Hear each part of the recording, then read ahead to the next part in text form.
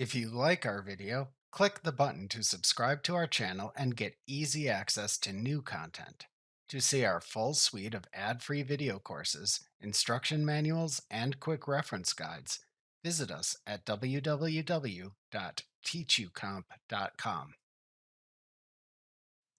To manually check for updates to Photoshop from Photoshop, select Help, Updates from the menu bar.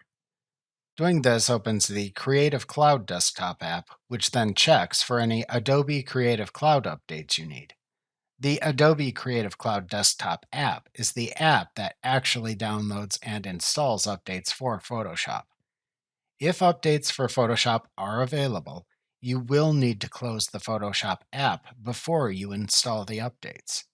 You can then download and install the Photoshop updates using the Creative Cloud desktop app. Remember to click the subscribe button to see more of our videos.